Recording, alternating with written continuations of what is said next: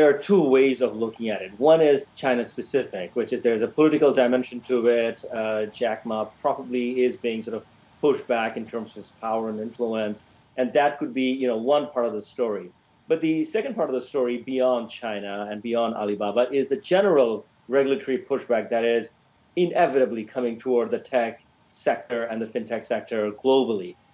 We are stepping into 2021 with a mountain of sovereign issuance of debt, mountain of corporate debt issuances.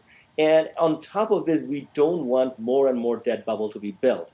And who will be the enablers of further expansion of the debt bubble? It will be the banks and the financial technology sector, and also the sectors that are, or the companies that are very, very large and have tremendous amount of monopolistic or quasi-monopolistic power in terms of extending credit. So whether it is, the practices of U.S. fintech companies or U.S. big tech, or in the case of China, Alibaba, you will see more and more of this. We should not look at it just in isolation.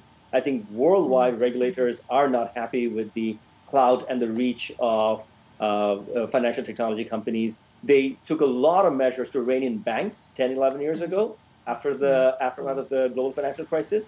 I think we're going to see a lot of pushback along the same lines against non-bank financial companies. Right. And what would this mean for the traditional banking sector, which is also undertaking this massive digital transformation drive? Because at the end of the day, you need a fair number of players to keep the system, the financial sector, the financial system stable and running.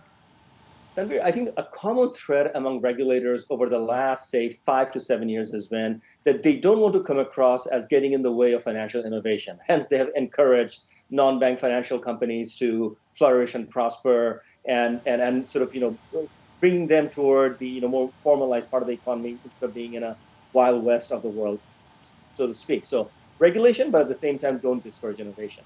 But then the other issue is, the bank, non-bank treatment, that, whether there should be a level playing field, that there should be no regulatory arbitrage. That's where you start seeing systemic risk build up, that, on one side of the financial sector, there's a lot of regulation in the aftermath of the GFC. On the other side of the financial sector, there isn't. And then companies will start arbitraging that difference, and you'll see a big expansion of credit in the non-bank side. So I think from banking perspective, of course, banks would want a level playing field. They would want lending limits on non-bank financial companies. They would want to see a reserve requirement like the way the banks have. Now, how the regulators thread that balance, level playing field, but at the same time not discouraging innovation and not getting in the way of these amazing improvements and changes that we're seeing, is the big question.